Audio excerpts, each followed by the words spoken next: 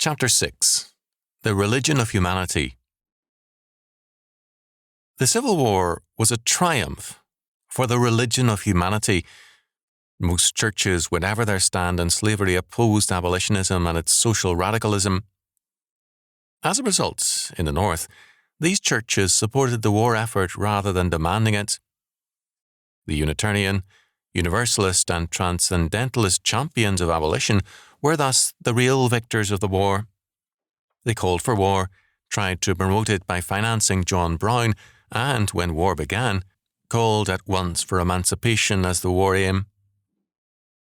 These men were moved, as a Unitarian scholar has pointed out, by, quote, the perfectionist desire to impose upon the West and South the intellectual and religious supremacy of New England. One significant result of the Civil War was to accomplish just this. End quote. For this, they were in part grateful to the South for forcing the issue. Nothing served their purposes better. Lincoln was a minority president who did not control Congress. The abolitionists wanted war and were afraid it would be avoided. War, after all, is a basic ingredient for revolutionary action. When the war ended, their triumph was clear-cut. The South was broken, slavery abolished, President Johnson nullified in his plan for Reconstruction, and with the combination of having been laggards with respect to war and emancipation and being assaulted after 1859 by Darwinism, the Orthodox churches were badly hurt. They had previously dominated the intellectual scene. Their opponents were rebels against it. Now they were themselves increasingly dominated by the new intellectual currents. Before 1860, most Americans felt that, however slavery was dealt with, it should not be by revolutionary action. After 1864, the voices of moderation and gradualism were tainted with the onus of having defended a now discredited system. A representative thinker of the religion of humanity in that era was Moncrew Daniel Conway, 1832 to 1907.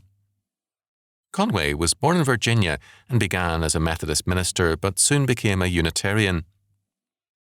Unitarianism itself provided for him the opportunity for broader horizons. He became a dedicated anti-slavery man and then went on to head for many years the South Place Institute for Advanced Religious Thought in London. For Conway, the essence of true religion is the happiness of man. Quote, unhappiness is the root of all evil. From it springs meanness, vice, crime, bitterness, injustice. Happiness is the sacred spirit, the mother of virtues. What imaginable function has religion except to promote human happiness? If there be a universal heart, it suffers from every human sigh and tear. It bleeds with every falling sparrow. It, quote, answereth man in the joy of his heart. End quote, end quote. Is it any wonder, then, that a generation infected by this concept of evil sees crime and delinquency merely as a need and a lack? Supply love, make happiness possible with material blessings, and goodness and all virtues must inevitably flow, according to this faith. Any inequality is to the detriment of both rich and poor, since true happiness is social and shared. Happiness, moreover, is regarded as an essential goal of the state in this philosophy. No less a person than U.S. Chief Justice Earl Warren, in his 1962 Charter Day address at the University of California, declared of the state of California, quote, we will have the problem of providing for the happiness of more people than any state in the Union, end quote. Instead of celebrating their numerical primacy in the Union, as Warren urged Californians, quote, I would make it a day for contemplation as to how we might better provide for the happiness of these millions.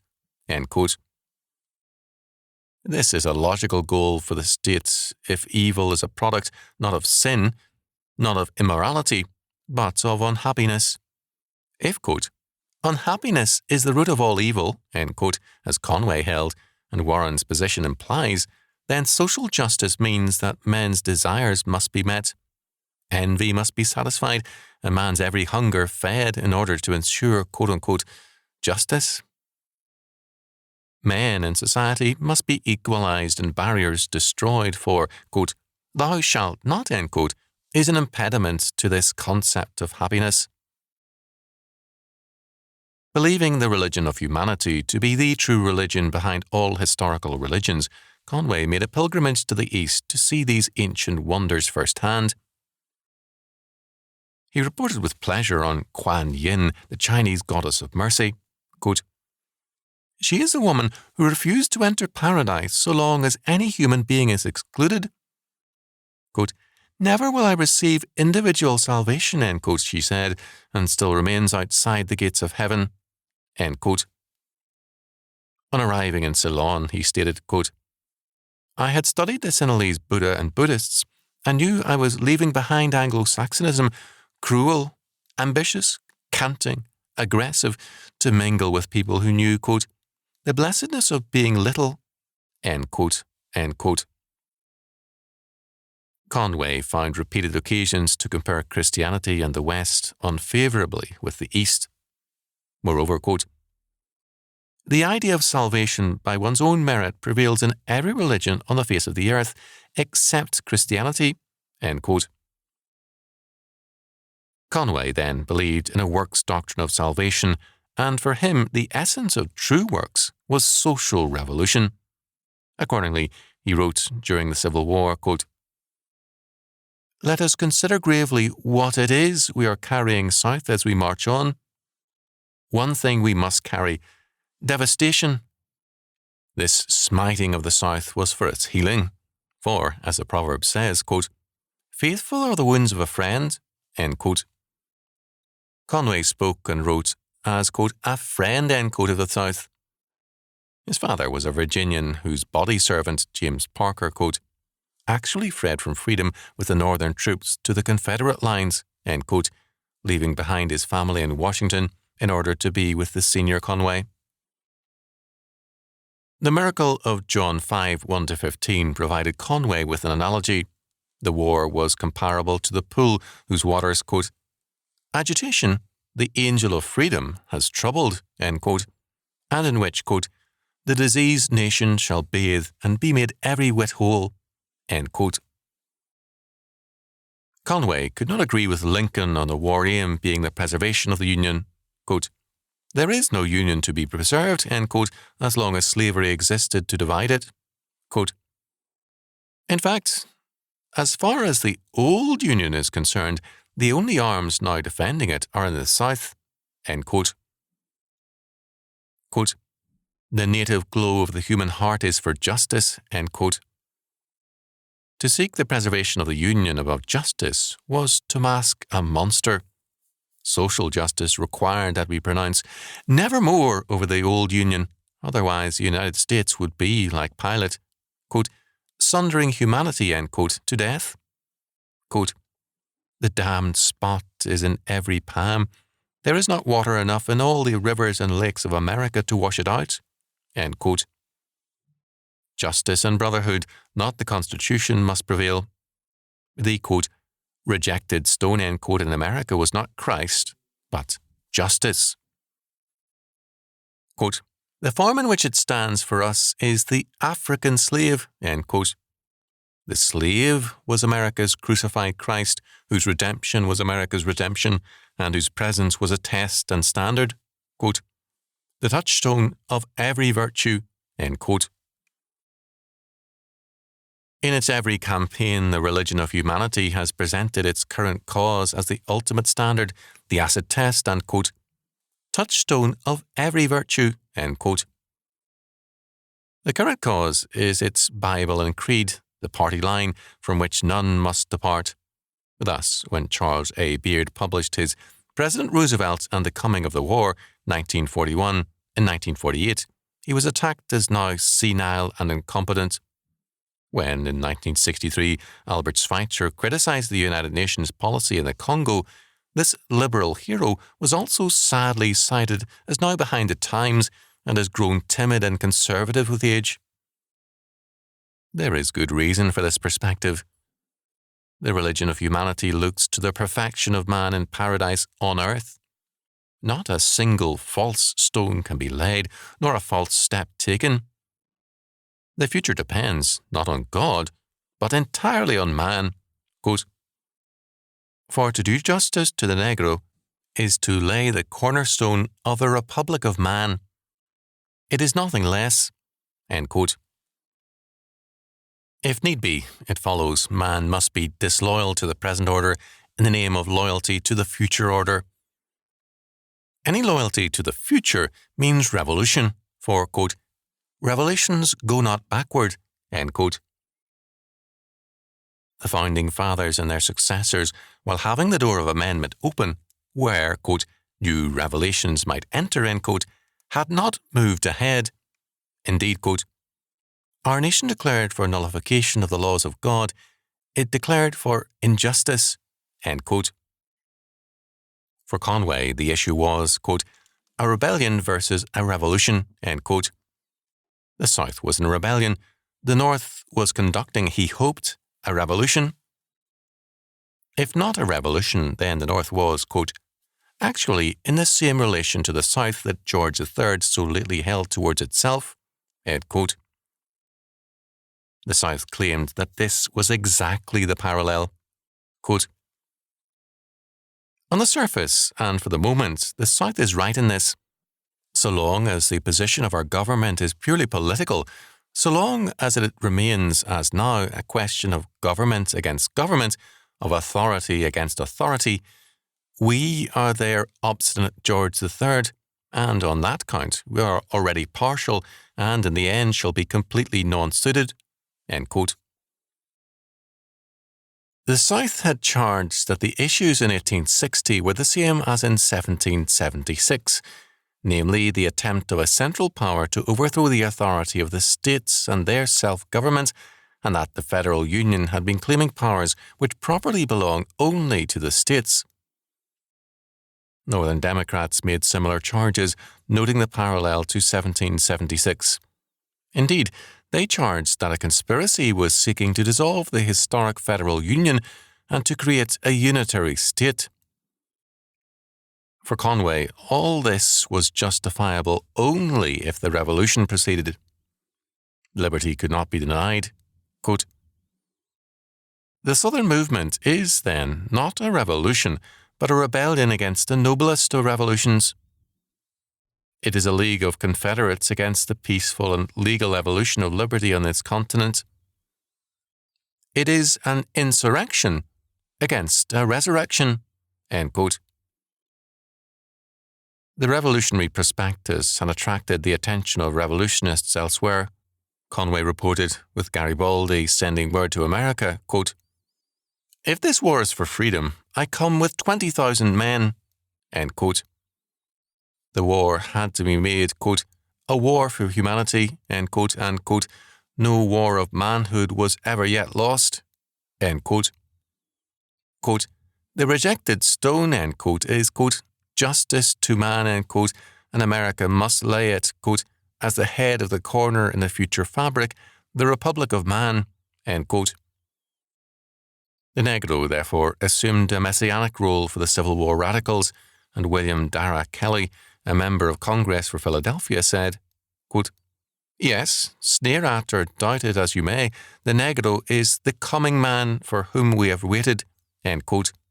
We need not be surprised, then, that one of these champions of the religion of humanity, speaking of his fellow radicals and himself, said, quote, the army of the North was to them the church militant, the leader of the army was the avenging Lord, and the reconstruction of a new order, on the basis of freedom for mankind, was the first installment of the Messianic kingdom. End quote. Another prominent Unitarian and suffragette, Julia Ward Howe, sets this faith down in song to the tune of John Brown's Body, the Battle Hymn of the Republic, 1861, which begins, mine eyes have seen the glory of the coming of the Lord. The Union armies represented the Lord, and, quote, the Confederacy is a serpent which God's hero must slay, and in proportion to the punishment inflicted by this hero on God's enemies, who are also his own, the deity will reward the hero. End quote. During the Civil War, a Protestant thinker commented on the extent to which the United States had been subjected to anti-Christian pressures. These forces had been especially strong because of the political ties with France in the early years of the country's independence, but, all things considered, quote, it becomes a matter of surprise that French infidelity did not acquire greater influence over our people. End quote. Now, however, a special effort was again underway, as during the first 25 years of national existence, to undermine the Christian faith. This effort came from Unitarian, Universalist, Pantheistic and other related groups. The positivism of Auguste Comte and his vision of the religion of humanity could perhaps be added to this list. In the United States, Henry Edgar, 1820 to 1888, of whose abilities Conway wrote favourably, was the leading figure of this school. Comte's development and formulation of the religion of humanity had only minor influences on the American scene, however, because of its institutional orientation. The basic impetus was in origin Unitarian, with European influences being channeled through that movement and its associate forces. It outgrew Unitarian boundaries and saw itself as, quote, free thought, end quote. Women's suffrage, feminism, the Negro vote as well as abolition, mesmerism, spiritualism and the peace movement, vegetarianism, socialism, repeal of usury laws and other like movements were championed by these men, as witness Warren Chase. All this was done with a humourless zeal, a belief in man's speedy perfectibility, as well as with fervent self-righteousness. Witness the self-praise which appears in Chase's autobiography, a characteristic of such literature as late as in G. Stanley Hall's autobiography. Quote, through this correspondence with various women, his soul's highest and holiest affections were cultivated, expanded and ripened, like the flowers of June under the glowing sunlight. His heart grew rich in fragrance and purity, and shed its influence on others, thus rendering himself still more and more an object of suspicion, jealousy, and gossip for the wicked and corrupt, who could see no motive for any man to converse or correspond with females, except a lustful or licentious one, as none other could prompt such acts in themselves. Little did they know how much he pitied their condition and deplored their depravity, but they could not be lifted, except by long years of, quote, prayer and fasting, end quote, from their slavish and brutal conditions, end quote. The characteristics commonly ascribed to Puritanism were best descriptive of the Unitarians. Certainly Charles Sumner was the epitome of self-righteous zeal and humourless self-importance. The movement, moreover, was characterized by an anarchy of ideas and impulses, with every man playing his own god and hostile, therefore, to the popery of Comte.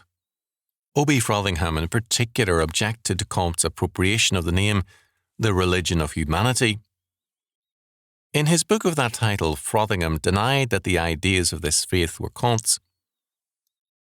Quote, if the name was of his invention, the thing is not, end quote.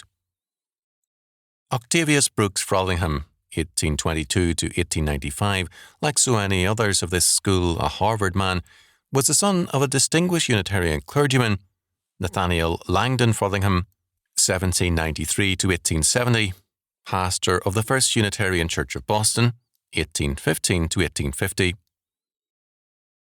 The father held to the older school of Unitarianism, bent upon liberalizing Christianity, upon expanding it rather than transcending it. His sermons only mildly indicate his dissent from the basic doctrines of Christianity because, despite his belief that a true doctrine with respect to Easter owned, quote, no dependence upon time, end quote, he still clung to the form of the Christian faith and calendar. His son, after 1867, separated from, quote-unquote, orthodox Unitarianism. Transcendentalism had already exerted a major influence on the younger Frothingham, and a major history of that school of thought was written by him. Subsequently, he became president of the Free Religious Association, and, in 1873, he questioned the propriety of the inclusion of his name in the Unitarian Yearbook list of ministers, since the editor of the Christian Register had urged those, quote, who have ceased to accept Jesus as preeminently their spiritual leader and teacher, end quote, to withdraw from Unitarianism. A long controversy ensued, and after relegation for 1 year to a supplementary list, all free-thought clergymen, quote, were restored in 1884 with the approval of both association and conference, end quote. Free thought was now acceptable Unitarianism. For O.B. Frothingham, the religion of humanity meant very definitely the worship of humanity. His Christ or Saviour was, quote, the Christ of humanity, end quote. Quote, humanity is the highest known form of organised existence, end quote. Quote, the race has demanded a deity with affections, end quote, who is truly human, quote, who is not so much a man as man, end quote. Moreover, quote, our Christ is not so much a community as an element that is the soul of many communities, end quote. Even as Paul spoke of the church as one body, an organism, so is humanity, quote, an individual, end quote, one body. History is the autobiography of this Christ of humanity. This Christ, quote, satisfies our conception of an eternal being, for we can assign to him no beginning, and we can prophesy for him no end. He is omniscient, for he possesses all the knowledge there is. He is omnipotent, for he has the resources of all power.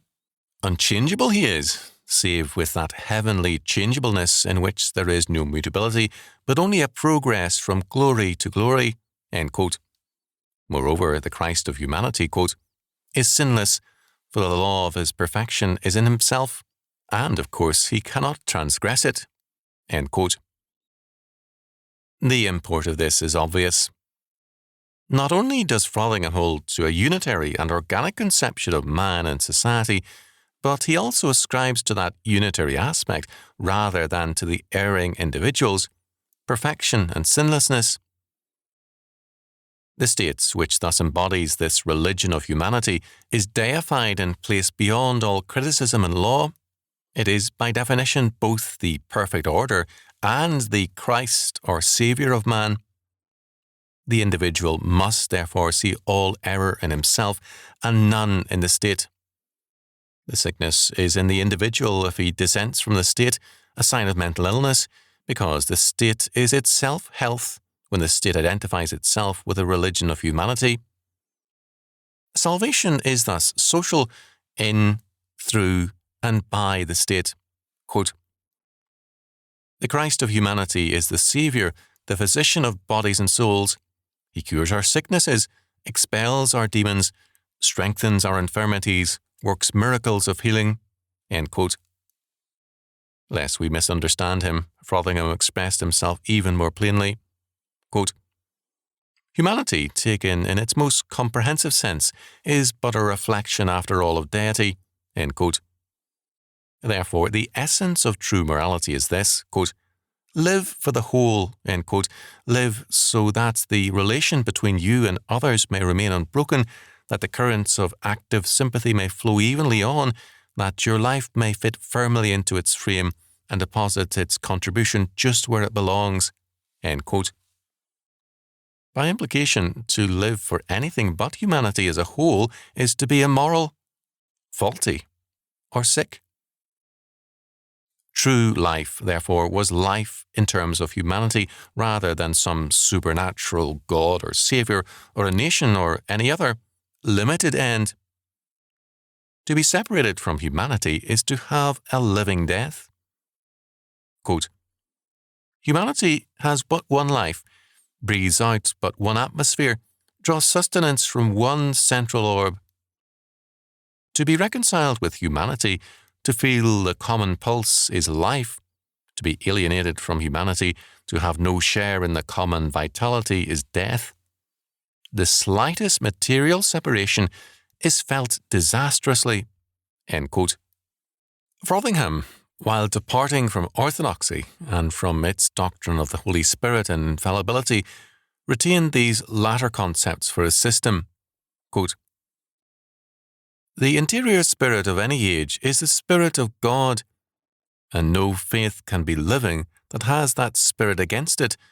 No church can be strong except in that alliance. The life of the time appoints the creed of the time and modifies the establishment of the time." End quote. This indeed is the first principle of Frothingham's modernism, and it has two important aspects. First, quote, "The interior spirit of any age," end quote, "is made infallible and inspired. There can be no truth, life, or faith apart from it. The state and church which epitomize this, quote, interior spirit, end quote, which is, of course, identical with the religion of humanity, are infallible and beyond criticism. No church had ever claimed such authority unto itself as Frothingham now claimed for this new religion and its institutions. Second, the truth incarnated in these forms is a changing truth. Quote, "The life of the times appoints the creed of the time," end quote. This is a form of relativism or pragmatism. Truth changes as, quote, "the interior spirit of the age," end quote, the religion of humanity, dictates. This doctrine is comparable to Karl Barth's conception of the, quote, "freedom," end quote, of God, that is, his freedom to change and to be other than himself in his laws and being. For Frothingham, the Civil War was the order of the day. It was more than an American concern. It was, quote, "a struggle for the ultimate rights of universal man, a battle with the barbarism of the past, a life and death conflict between human nature, simple and free, and the unnatural, the preternatural in the European systems," end quote. However else others might view the events of the day, Frothingham saw, quote, "the soul of good in evil," end quote. This had been the case from the beginning. In the quote-unquote fable of the Garden of Eden, the serpent represents, quote, "the supreme creative purpose that comprehends centuries and the world," end quote. He tempts man, quote, "to wisdom and insight into the secret of life," end quote, to, quote, "be as gods, knowing good and evil," end quote. Quote, "The first sin was the first triumph of virtue. The fall was the first step forward. The advent of evil was the dawn of intelligence, discernment, enterprise, aspiration. Eden was the scene of humanity's birth. The tempter was Lucifer, the bringer of light. Thus, even in him is something prophetic of salvation. The fault of Adam was disobedience to spoken law, but disobedience to arbitrary spoken decree, to unreasoning command. What is that but in essence obedience to the unspoken command of intelligence, and what is that but the soul of goodness?" End quote. For Frothingham, quote, "men are not sinners," end quote. "They may be ignorant, undeveloped, or foolish, but sinners they are not. They cannot be sinners because, for him, God and man are in essence one." Quote, "The living God is a human God." Swedenborg says, "God is a man, and that man is Christ. We say God is not a man, but the human in all men. God is the human power, the human element, the element which uplifts, inspires, impels forward to brighter and better futures. Man's justice is God's justice. Man's compassion is God's compassion. Man's kindness is God's kindness. When man forgives, God forgives. When man absolves, God absolves. All God's attributes are human attributes, and they are living as they live in us. The very unity of God is one with our unity. Is God one while his family are 1,000? Does not all the recklessness and hate and quarrel and discord of the world break up into pieces our conception of the divine unity? Of course it does, for it suggests a kingdom divided against itself. God lives when man lives. God lives in the human heart. When the heart begins to throb and beat, his heart throbs and beats. And when the human heart dies, then, and then only, God expires." End quote. The implications of this statement stand out sharply. First, as already indicated, the being of God is exhaustively contained in humanity. As a result, it can be said that there is no God beyond man, but that there is man or humanity beyond God. Man is not exhaustively present in God. Second, the source of morality is man in his unity, so that the essence of ethics is man's unity. Third, the unity of God is the unity of humanity. Theological thought requires the unity of the Godhead, hence, mankind must be unified. There must be a one-world order because, by definition, it is required. Fourth, any sin against the unity of man, any attempt to prevent a one-world order is a crime against humanity and therefore against God. This is, of course, the rationale of the modern liberal, the contemporary devotee of the religion of humanity. As has been noted, the essence of ethics is man's unity. This unity of humanity means mutual love irrespective of all moral and religious factors, irrespective of anything save the obligation to be one unified humanity. This, of course, is a radically different concept than the Christian division of mankind into the saved and the lost, the regenerate and the unregenerate, and the requirement of extending the second table of the law, love of neighbour and of enemy, to all persons. For Frothingham, quote, the radical's root, end quote, is this total love. This love, Chase, as we have noted, advocated as having every, quote, magic power, end quote.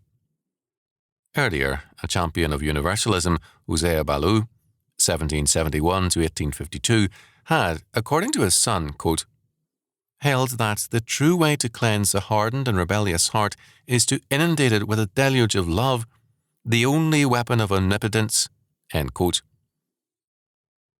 In these earlier forms, love was the saviour and the saving power. It changed men. It performed a messianic role.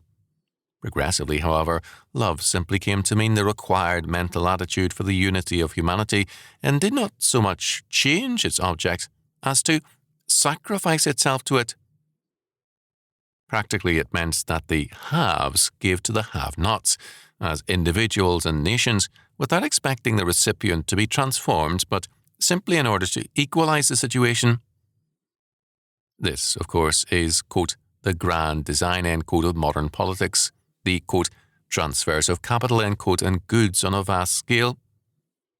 It calls for, quote, a total transformation on a universal scale, end quote, which will, quote, in the non-Marxian sense at least, almost certainly be revolutionary, end quote. Man's problem is not sin, but need. Man is to be, quote-unquote, developed into this, quote, divine life, not converted to it, end quote. Men and nations are thus undeveloped rather than delinquent or evil. The answer to underdevelopment is development through the resources of the developed. It is the obligation of these developed persons and nations to contribute to others without the foolish and interfering moralities of Christian faith. As we have seen, Conway saw the Civil War as revolution, and Frothingham saw it as the opportunity and means of, quote, the reconstruction of a new order on the basis of freedom for mankind, the first installment of the Messianic kingdom, end quote. For others, it was an unpopular war with strong anti-abolitionist feelings and major anti-Negro, anti-abolitionist and anti-conscription rioting. But for the abolitionists, the anti-slavery agitation was, quote, the first installment, end quote, of world revolution and the dawn of a new day for the religion of humanity. It was the Word made flesh, the new faith, quote, made visible and palpable to all men, end quote. Quote, the anti-slavery agitation was felt to be something more than an attempt to apply the Beatitudes and the parables to a flagrant case of inhumanity. It was regarded as a new interpreter of religion, a fresh declaration of the meaning of the gospel, a living sign of the purely human character of a divine faith, an education in brotherly love and sacrifice. It was a common saying that now, For the first time in many generations, the essence of belief was made visible and palpable to all men. That Providence was teaching us in a most convincing way, and none but deaf ears could fail to understand the message. It was indeed a most suggestive and inspiring time. Never shall I forget, never shall I cease to be grateful for the communion with noble minds that was brought about, the moral earnestness that was engendered, the moral insight that was quickened. Then, if ever, we ascended the Mount of Vision." End quote. The movement was especially important in that the authority of religion as the prior order to the moral sphere was emphatically denied. Quote, "It was a great experience. Not only was religion brought face to face with ethics, but it was identified with ethics. It became a religion of the heart. Pity, sympathy, humanity, and brotherhood were its essential principles." End quote. Instead of moral order being subordinate to and a product of theological order, the two were now identical with, quote, "the religion of the heart," end quote, with the sentimental moral impulses of the religion of humanity. The war was exhilarating to these champions of love. Moreover, these abolitionists had to do the worst fighting, far more strenuous than the battle in the trenches. The soldiers had, quote, "the excitement of battle, the pleasures of camp life, the assistance of comradeship, the comfort of sympathy." The preacher of abolition had none of these. End quote. Since the, quote, "whole justification," end quote, of the war, quote, "lay in its moral character," end quote, the men who fought the battle for the reconstruction of the world had the major struggle. They had to face, moreover, in the summer of 1863 in New York, quote, "an anti-abolitionist riot, a fierce protest against the conscription, and at the same time an uprising against the government, which was supposed to maintain a war of the blacks against the whites. The riot was directed against the Negroes and the abolitionists, and was pitiless and ferocious in the extreme." End quote. Frothingham himself managed to reach home in safety during the first day, and from his rooftop watched the struggle and the entry of U.S. troops. He saw the riot as another instance of the, quote, "alliance between the despotic and the lawless," end quote, between the rulers and the masses, against true community. The deliverance of the masses lay in submission to true quote-unquote order, as represented in the dream offered by the abolitionists. Towards this end, the Church should dedicate itself to creating, quote, "a spiritual democracy," end quote. For Frothingham, the minister was not God's servant and representative, but, quote, "a representative of humanity," end quote. Quote, "the coming religion," end quote, "must transcend Unitarianism and Protestantism." Quote, "The dignity of human nature must be our watchword, of human nature, not of human character.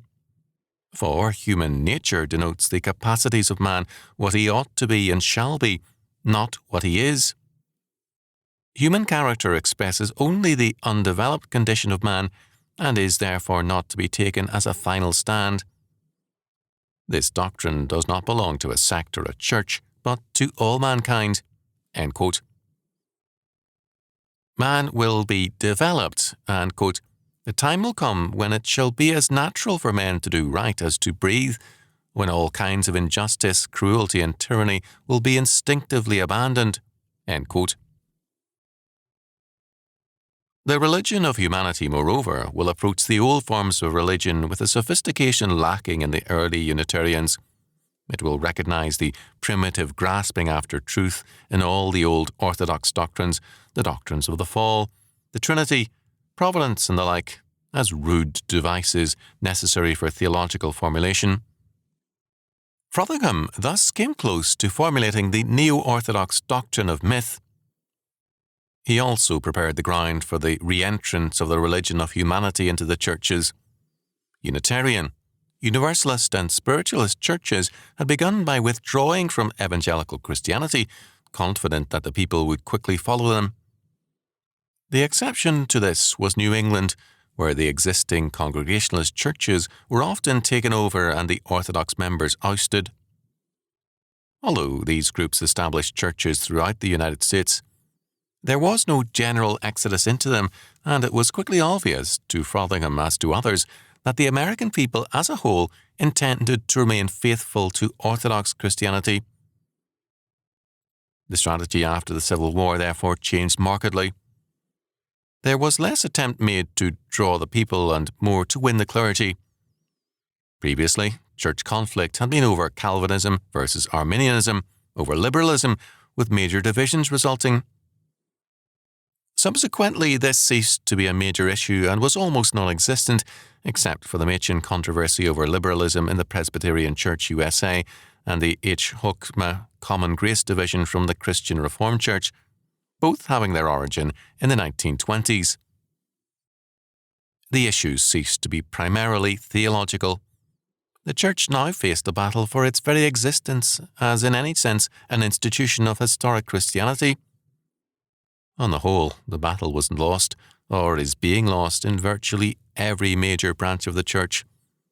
Modernism and the social gospel triumphed, and both are expressions of the religion of humanity, as are neo-orthodoxy and existentialism.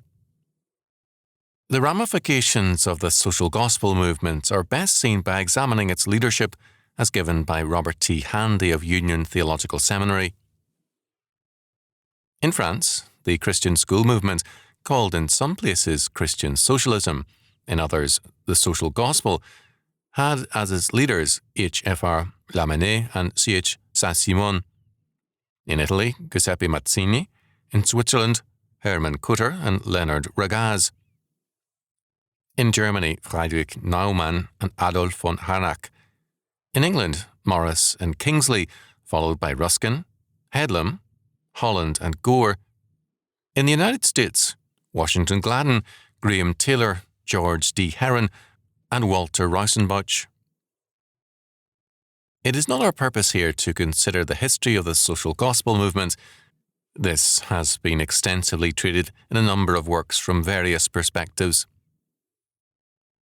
It was, in essence, the capture of the churches by the forces of the religion of humanity, and was another and more radical Babylonian captivity of the church.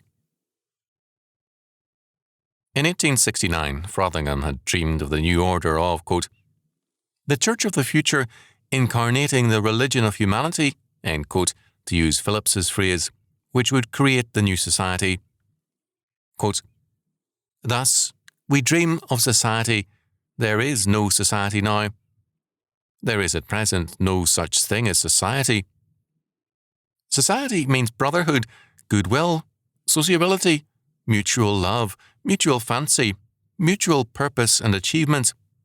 There is no such thing now. It is a fancy. It's a dream. It lies far off in the very remote future. We have not as yet felt out how the law upon which society can be built. The best reformers, the finest economists, the noblest teachers in social sciences are just now getting hold of the threads by which we shall be conducted at last into the new paradise. End quote. The champions of the social gospel set out to conduct men, quote, into the new paradise, end quote. They were now men who spoke from the pulpits of evangelical Christianity and in the name of the historic faith. What was their message? One of the triumphs of the religion of humanity was the World's Congress of Religions, August the 25th to October the 15th, 1893, at the World's Columbian Exposition in Chicago. At this Congress, Judaism, Hinduism, Buddhism, Confucianism, Shintoism and Mohammedanism, as well as other religions, shared the stage with Christianity as equally valid. The published papers of the Congress bore on a title page Pope's words, quote, the modes of faith let graceless zealots fight. He can't be wrong, whose life is in the right. End quote. Theology is nothing and ethics is everything, with true ethics being the ethics of the religion of humanity. As the Congregationalist Reverend Lyman Abbott, 1835 to 1922, expressed it, quote, religion is the mother of all religions, not the child, end quote. This essential religion is non-theological and is a capacity native to man. Properly developed, it led to, quote, a united race, end quote, humanity united. Man was born out of unity, God, and must return to unity. Quote, God made us out of himself, and God calls us back to himself, end quote. God has spoken in all religions, but supremely in Christ, the quote-unquote prophet of the golden rule and the great moral teacher. He provides for the, quote, universal hunger of the human race, for, quote, a better understanding of our moral relations one to another, end quote. The Reverend E.L. Rexford of Boston sounded a major note of the Congress, a plea for the solidarity of the human race and for total religious unity. Reverend William R. Alger of New York looked ahead to the unification of the human race and charted the steps. First, there would be a partial unification through ascetic unification. Second is scientific unification, and, quote, third is the essential, end quote, which he did not define. Fourth comes, quote, the political unification by the establishment of an international code for the settlement of all disputes by reason, end quote. And fifth, quote, the commercial and social, the free circulation of all component items of humanity through the whole of humanity, end quote. Redemption is social and, quote, must be realized on earth, end quote. Moreover, Christ is more than the individual Jesus of Nazareth, quote. He is the completed genus incarnate. He is the absolute generic unity of the human race in manifestation. Therefore, he is not the follower of other men, but their divine exemplar. We must not limit our worship of Christ to the mere historic person, but must see in the individual person the perfected genius of the divine humanity, which is God himself, and realize that it is to be multiplied. It cannot be divided, but it may be multiplied commensurately with the dimensions of the whole human race, end quote. In other words, we are all to become Christ's. The economic question was, of course, dealt with. The Reverend Washington Gladden, originally Solomon Washington, 1836 to 1918, a Congregationalist, calling for a Christian distribution of wealth. Quote, if the function of wealth under the divine order is the development of manhood, then it is plain that an equal distribution of it would be altogether inadmissible, for under such a distribution some would obtain far less than they could use with benefit and others far more. The socialistic maxims, quote, to each according to his needs, end quote, and, quote, to each according to his worth, end quote, are evidently ambiguous. What needs? The needs of the body or of the spirit? And how can we assure ourselves that by any distribution which we could effect, real needs would be supplied? Any distribution according to the supposed needs would be constantly perverted. It is impossible for us to ascertain and measure the real needs of men. Quote, to each according to his works, end quote, is equally uncertain. What works? Works of greed or works of love? Works whose aim is sordid or works whose aim is social? According to the divine plan, the function of wealth, as we have seen, is the perfection of character and the promotion of social welfare. The divine plan must, therefore, be that wealth shall be so distributed as to secure the greatest results. And religion, which seeks to discern and follow the divine plan, must teach that the wealth of the world will be rightly distributed. Only when every man shall have as much as he can wisely use to make himself a better man, and the community in which he lives a better community, so much and no more. End quote. It is apparent that these men could declare that they were not Marxists. The dissent is real, but the revolutionary faith is even more apparent. Wealth must be distributed, but since true needs vary, the distribution must vary. Who can determine what constitutes true needs? Who shall say, so much and no more? End quote. Obviously, a spiritual elite.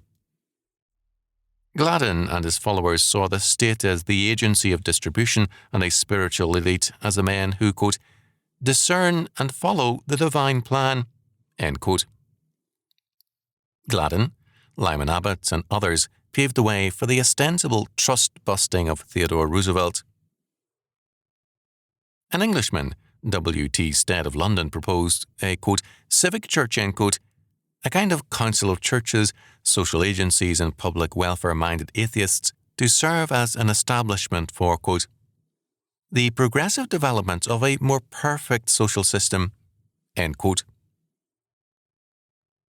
Professor F.G. Peabody of Harvard also discussed, quote, the social question, end quote, stating that Jesus was not only, quote, the great individualist of history, end quote, but also, quote, the great socialist as well, end quote. Quote, individualism means self-culture, self-interest, self-development. Socialism means self-sacrifice, self-forgetfulness, the public good. Christ means both. Cultivate yourself, he says, make the most of yourself, enrich yourself, and then take it all and make it the instrument of self-sacrifice. Give the perfect developed self to the perfect common good. The only permanent socialism must be based on perfected individualism. The kingdom of God is not to come of itself, it is to come through the collective consecration of individual souls. End quote.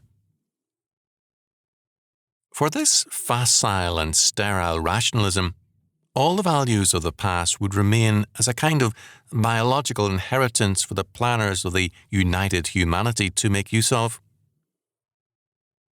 In 1910, when the Baptist, Reverend Walter Rauschenbach, 1861 to 1918, spoke to the Berlin Congress of Free Christianity, he had cause to rejoice in the progress of the social gospel in the United States. The Federal Council of Churches had been established in 1908, prohibition and women's suffrage were progressing, and socialism was coalescing with Christianity. He could thus hope that, quote, the movement towards socialism, which must be recognized as historically inevitable, might not be a class movement, but a movement of the people, end quote. A second Parliament of Religions was held in Chicago in connection with the Chicago Fair in 1933. The Reverend Jabez T. Sunderland, Billings Lecturer of the American Unitarian Association to the Far East and active in the 1893 Congress, spoke of the practical results of that first meeting. Among the notable accomplishments, he cited the establishment of chairs of comparative religion in many universities and theological schools in America, and the broadening of the scope of foreign missions towards a sympathy for the, quote, good in other faiths, end quote. The Congress had thus exercised a leavening influence. The ultimate ideal of a world religion was presented by various persons, including Rabbi Julian Morgenstern, president of Hebrew Union College, while the Unitarian Dean Curtis W. Reese called for a planned and classless society. John Dewey was also a speaker, calling for a new politics because the fundamental problem of the day was not the fact of man's sinful state, but, quote, the system under which we live, end quote. Bishop William Montgomery Brown of Galion, Ohio, called for, quote, communism, whatever its cost, end quote, as, quote, a human necessity, end quote. Quote, we must banish gods from the skies and capitalists from the earth in order to make way for a united human life, world communism, end quote. Carl D. Thompson, Secretary of the Public Ownership League of America, saw public ownership as, quote, the way out, end quote. Mrs. Charlotte Perkins Gilman saw, quote, the end of senseless sin and shame, end quote, and the dawn of true consciousness in a one-world order. The individual as such is not real. He is a, quote, constituent part, end quote, a unit in the whole. Quote, humanity is not a species of animal. It is an organic relationship in which the individual is a constituent part. A society is the unit of humanity. A solitary human being is a contradiction in terms. The nearer we trace savagery back to mere pairing or to the loose horde, the less humanity is seen. Humanity is a new stage of life. It appears in social relationship and develops with it. We are, as yet, but partially human. End quote. Man, in short, is only man en masse, as a member of humanity. He derives his identity to this faith not from God, but from humanity. It follows, therefore, that since his identity and true being is in union with humanity, his salvation rests in unified humanity. This clearly was the faith of the religion of humanity. A number of institutions were created to further this faith, notably the Federal Council of the Churches of Christ in America, established in 1908 and, in 1950, merged with 7 interdenominational functional agencies to create the National Council of the Churches of Christ in the USA. The purpose and interest of the Federal Council was neither theological nor evangelical, but rather social, and at its inception, it adopted a statement on the, quote, social ideals of the churches, end quote. An expanded and developed statement of these social gospel principles was adopted on December 8, 1932. In 1911, Charles S. McFarland was made acting executive secretary of the council. McFarland had no hesitation about emphasizing the social gospel. Both unity and the social gospel were the gospel of Jesus. Quote, Jesus imparted to his disciples the spirit of unity with profound underlying principles of truth and life which were to preserve it. His teaching also gives us the basis of a social gospel which, as we shall see, implies and necessitates Christian unity. Inasmuch as the social implications of the gospel of Jesus have been so largely the objectives of modern movements of unity, it is important to realize their significance. His constant use of the term, quote, kingdom of heaven, end quote, implies what we now term the, quote, social order, end quote, with its spiritual and Christian meaning. Jesus rescued the individual from the unsocial institutionalism of his day and, by his lofty evaluation of personality, instituted a new social ideal, for social redemption is, above all, the freeing of personality. End quote. The Federal Council created various subordinate and coordinate agencies which in themselves became vast enterprises. Church World Service, for example, whose functions were essentially humanitarian during World War II and after, handled nearly $50 million of overseas aid in money, clothing, food and medical supplies. The Federal Council was succeeded in 1950 by the National Council of the Churches of Christ in the United States of America, a body which included the Federal Council and 7 other interdenominational bodies. Under the new title, there was no abatement of the old faith, but rather its intensification. Ecumenical activities were also fostered, and the United Nations seen as a noble cause. Earlier, the Federal Council had approved the UN Charter, quote, within 24 hours after the close of the United Nations Conference on International Organization at San Francisco, end quote, in 1945. It spoke of, quote, the humanitarian aims set forth in the preamble, end quote, and declared that, quote, the will to cooperate requires, as a foundation, a new international morality. Without this, the structure of the peace will rest on shifting sand, end quote. The churches must, quote, establish a strong core of world-minded Christians, end quote, as its, quote, inescapable duty, end quote, to the end, quote, that all of the family of nations may come to work together in harmony, end quote. In 1946, the World Council of Churches sought, quote, a special relationship, end quote, with the United Nations, and the World Council of Christians and Jews had its bid for affiliation with UNESCO approved by the US State Department. In a short time, the Commission of the Churches on International Affairs was admitted to consultative status at the UN Council. In the summer of 1946, a conference of church leaders, authorised by the World Council of Churches and the International Missionary Council, met in Cambridge, England to adopt a charter for the Commission of the Churches on International Affairs. The preamble to this document contained a very remarkable sentence, quote, "The Church, as God purposes it, is a unique community of men without boundaries of nation or race, culture or tradition. Unconditional unity grounded in the unconditional love of God," end quote. No plainer denial of Orthodox Christianity can be made. Quote, "Unconditional unity," end quote, is a denial of the fact that biblical unity requires true faith in Jesus Christ and an obedience to His word as its first premise. Unity in Christianity must be conditional. Quote, "The unconditional love of God," end quote, is again a myth of the religion of humanity. Until man finds atonement in and through the saving, vicarious sacrifice of Jesus Christ, man is, according to the Scriptures, under the wrath and the law of God. The love of God is conditional, and to speak of an unconditional love of God for man is to deny the biblical faith. It is to assert that God loves all men equally, so that a man's faith and its works are without standing in the sight of God, since the unregenerate and regenerate are equally objects of His love.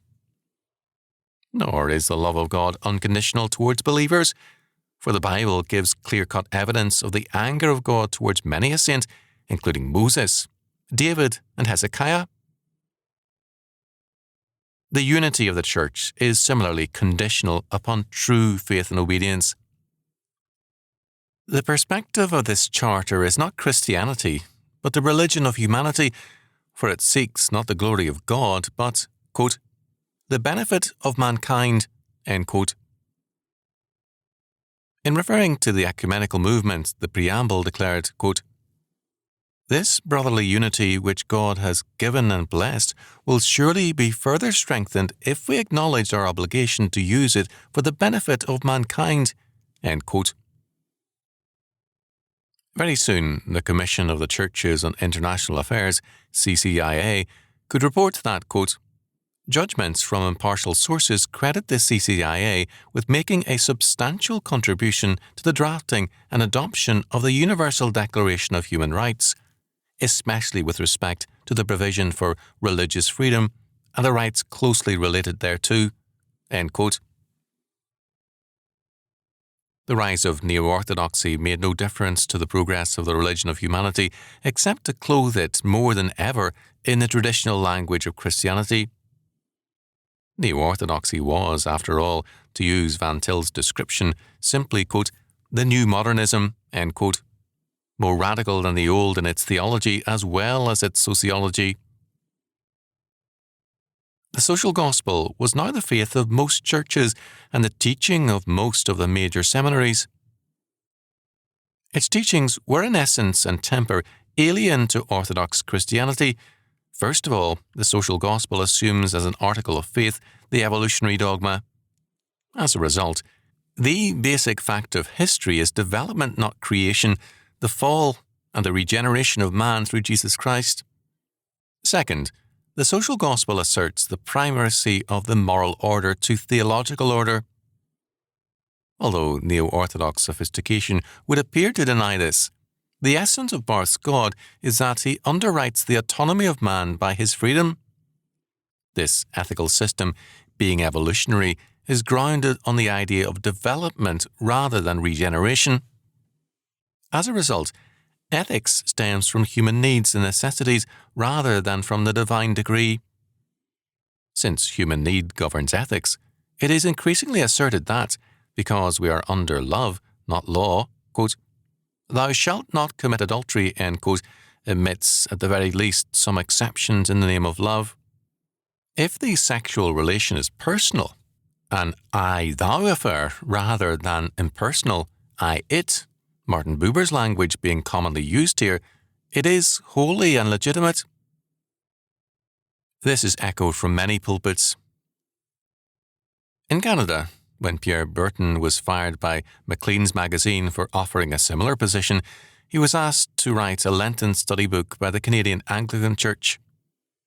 Third, because the social gospel is all-inclusive in its conception of acceptability to God, almost the only unpardonable sin and heresy is Christian orthodoxy.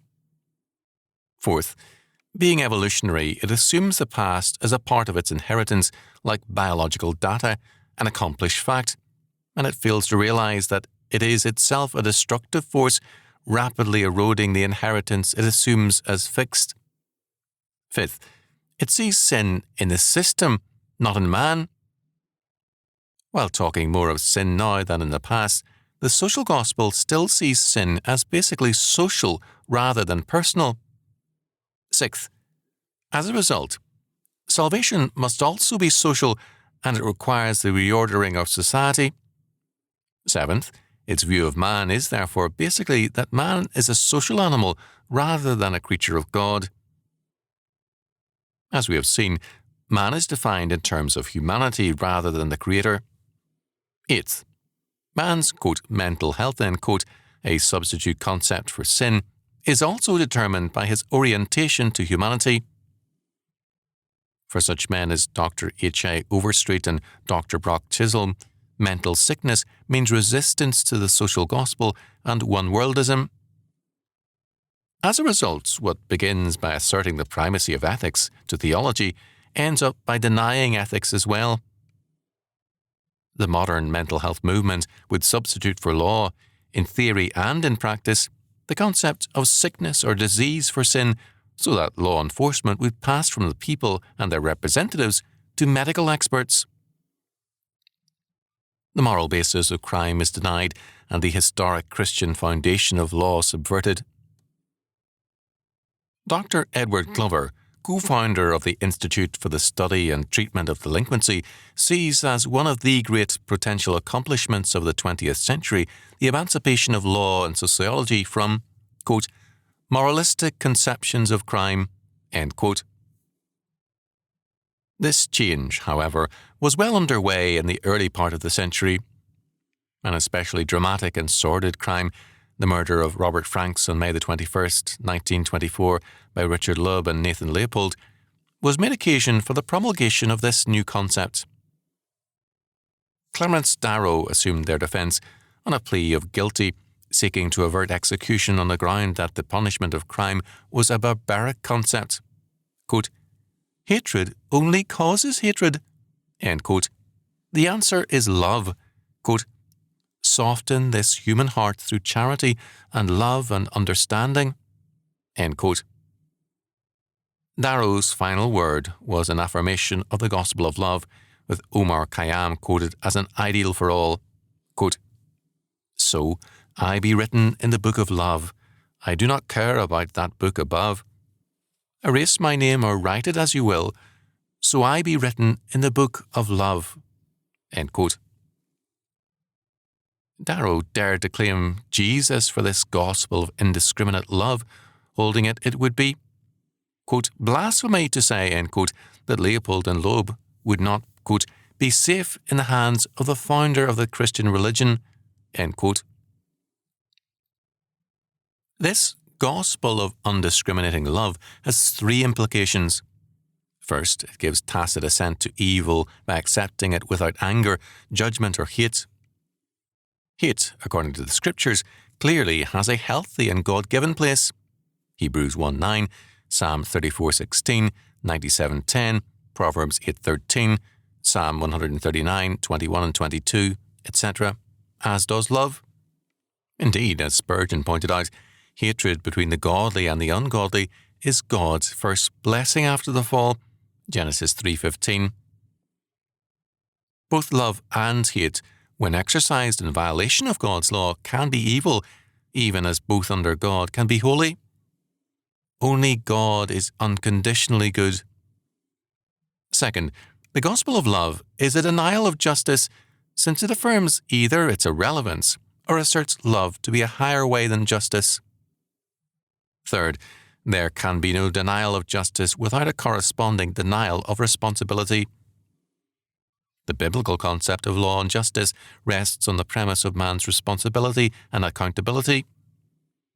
The gospel of love says that man's sins are due not to his fallen nature, but to a lack in his being which love can supply, aided of course by psychiatry and medicine. Man must be loved in his sin, because sin and crime are not man's fault. Clarence Darrow based his case on this doctrine of irresponsibility and love. Quote, "They killed him because they were made that way." End quote. They were not, he insisted, quote, "to blame for it." End quote. Nature, not the boys, was at fault because nature made them that way.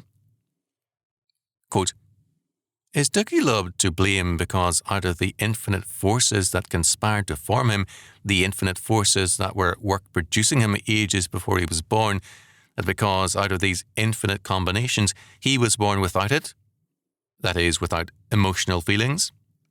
If he is, then there should be a new definition for justice. Is he to blame for what he did not have and never had? Is he to blame that his machine is imperfect? Who is to blame? I do not know. I have never in my life been interested so much in fixing blame as I have in relieving people from blame. I am not wise enough to fix it. I know that somewhere in the past that entered into him something missed. It may be defective nerves. It may be a defective heart or liver. It may be defective endocrine glands. I know it's something. I know that nothing happens in this world without a cause." End quote.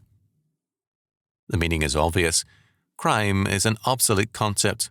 Crimes spring not from evil in the heart of man, but from faulty biological inheritance. Can we condemn a man because he was born with, quote, "a defective heart or liver"? End quote. Can we condemn a man for perversion or for murder if he acts out of his own biology? The real criminal is nature, if we are in search of one.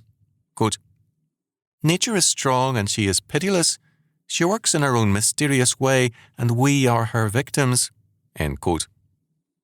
As a result, Darrow could ask, quote, "What had this boy to do with it? All of this was handed to him.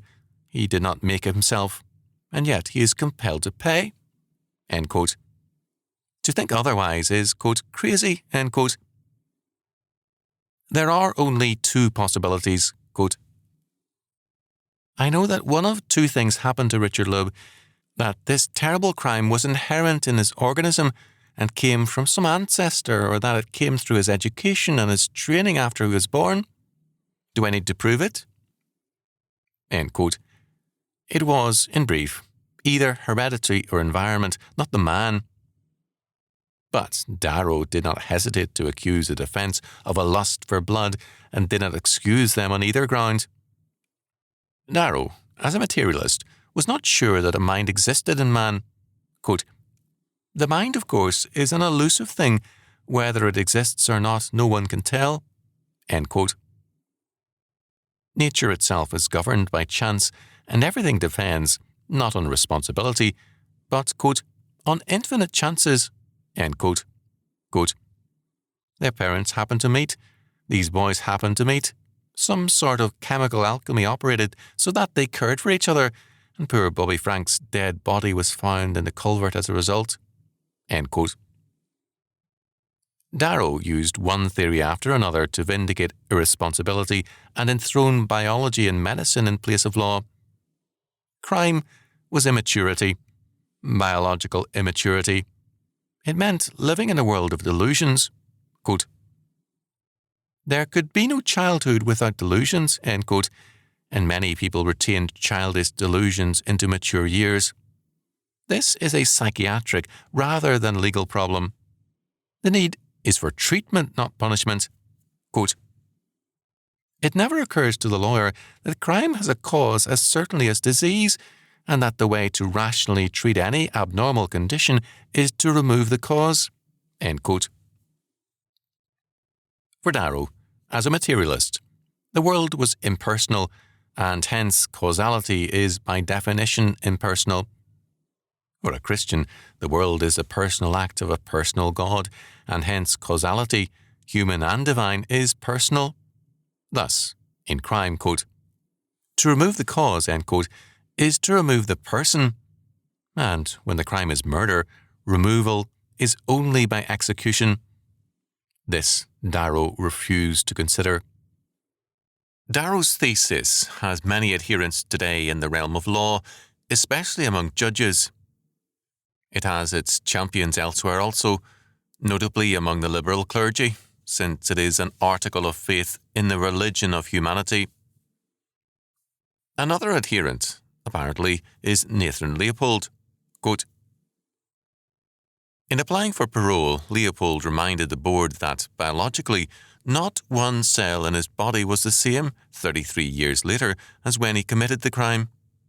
He had described himself as an, quote, insufferable creature, end quote, then, quote, a creature I hope I have long since ceased to be, end quote. All he could do, he wrote, was continue to try to atone in his daily life for the crime he had committed as a boy, end quote.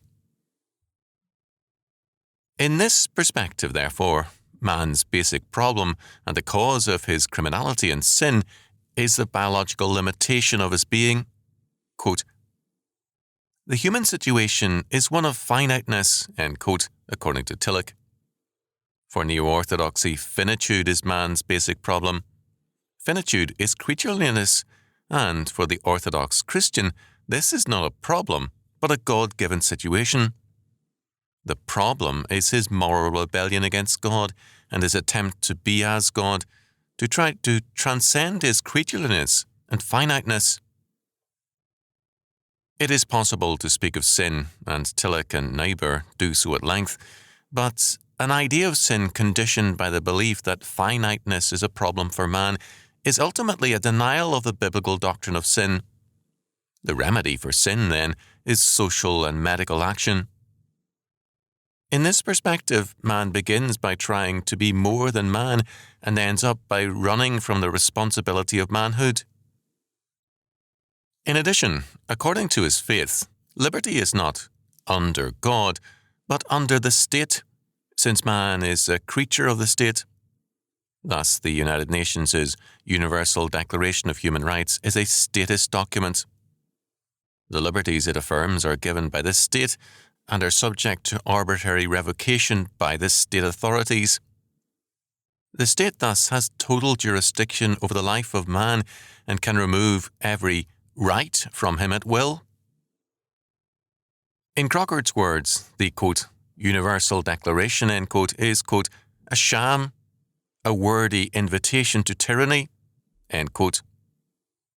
Thus, the religion of humanity, by the 1960s, had become not only the religion of most churches, preached from pulpits and resounding from papal encyclical and from world church groups, but it was also, in effect, the established religion of the courts and of most states the world over. It was also the implicitly established faith of the United Nations. Not without some popular following, it has, nevertheless, met with extensive grassroots resistance, especially in the United States, but its power among the upper echelons is very great. By its omnipresence in most news and communications media and its presence in church and state, it is working to weaken the moral fibre of the people. Pasteur's words are apt. Quote, the microbe is nothing, the terrain is everything. End quote. Every attempt is being made in and through the schools and other media to create that favourable terrain. The terrain here, however, is man, created in the image of God, and man, though fallen, is ethically, not metaphysically, separated from God. His nature remains the same, a creature of God, made in his image and responsible to him, made under God's law and made to obey him. Man can alienate himself morally to his own destruction, but he cannot alienate himself metaphysically. He remains always a creature of God. He cannot become a creature of the state or of man. The religion of humanity is therefore a delusion which can only destroy those who put their trust in it. Meanwhile, President L.B. Johnson has called for the erection of a church in Washington, D.C. dedicated to the common use of all faiths as, quote, a fitting memorial to the God who made us all, end quote. The President's use of the word memorial was ironically fitting. The God of this faith is dead. What is important to it is the union or common action of, quote, religious groups of all faiths, end quote. Meanwhile, too, a new concept of religious liberty is increasingly proclaimed and is perhaps most clearly stated by an articulate voice of the religion of humanity. Quote, true religious freedom, to which our nation is dedicated, comes in two distinct parts, freedom of and from religion. And your, quote, freedom for religion, end quote, is more a matter of the former than the latter. Quote, freedom of, end quote, assures us that our government will not interfere with our religion. Quote, freedom from, end quote, guarantees us that our religion will not interfere with our government. In order to have a true separation of church and state, we must have both kinds of freedom. At present, we have only freedom of religion.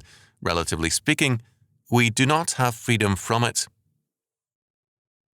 Examples of religion's involvement in government include our so-called blue laws and the statutes concerning sex behaviour, divorce, birth control, abortion, censorship, etc., in many of our states, as well as a certain number of the local executive and judicial decisions related to these same subjects. End quote. What is asked here is a contradiction. There can be no freedom for religion if there is a strict legal requirement also of freedom from religion. This would mean that a religion can have little existence outside the mind of the believer. No group of believers can order society if, in the majority, to their ideal concept of law. But this is not quite what is desired. The older forms of religion, and in the United States, this means Orthodox Christianity, cannot have any right to continue their legal structuring of society or to develop it, for only the religion of humanity is granted the right to effect legislation. Thus, in the name of religious liberty, we have a denial of religious liberty to all groups, save the religion of humanity. Whenever the Church of Rome has, at times, in certain states, worked to maintain an order permitting religious liberty to all, if all are Roman Catholics, the liberal hue and cry has been great. Now, in the name of religious liberty, the religion of humanity asserts precisely this and calls it a new freedom for man. There is liberty for all, but only to practice the religion of humanity. This new order cannot tolerate Christian orthodoxy, for it regards quote-unquote good and quote-unquote evil as, quote, two concepts so alien to the needs of the age, inaccessible to reasoning logic with their claims to eternal validity, end quote. Men must live beyond God and beyond good and evil. It means saying yea to all of life. Quote, any nay indicates the presence of some evil, end quote. Quote, to live happily, aware that he owes his life to no one nor needs any pretext for living. To live happily, that means ridding oneself of the shame of imperfection, end quote. Significantly enough, this life beyond God and ethics means also, quote, assuming responsibility for your life, all life, any life, end quote. Having denied God and moral law, man can then assume total responsibility for, quote, all life, any life, end quote. But to achieve this, any law above and beyond man must be denied, even as God is denied in the name of man's sovereignty. Thus, the Committee for Personal Freedom seeks the abolition of all religious and moral influence on legislation and freedom for every kind of sexual activity. There is a similar goal in much organized homosexual activity. pornography is seen as a valuable social tool in breaking down the, quote, impotence and fragility, end quote, caused by religious restrictions, and hence, quote, as of redeeming social importance, end quote. It is in line with this that an article in a National Council of Churches periodical urged, as against, quote, the older, discredited historical myth, end quote, a new faith like unto, quote, our rediscovery of Israel's lost earth and the lost divinities of that earth. Once again, we have come in contact with those powers of life and death which engendered men's feelings about Baal, Astarte, and Anath. These powers have again become decisive in our religious life, end quote. In keeping with this revival of the fertility cult faith is the declaration by a professor in a church-related college, quote, that the act of intercourse is itself to serve as an outward and visible symbol of communion, not merely between man and wife, but with God, end quote. Like instances can be multiplied at great length. Suffice it to note that the religion of humanity is the established religion of most of the courts of law, of the schools and universities, of the hierarchies of most churches, and of great numbers of the peoples of the West. Christian resistance, however, is greater than is normally recognized, and it is increasing.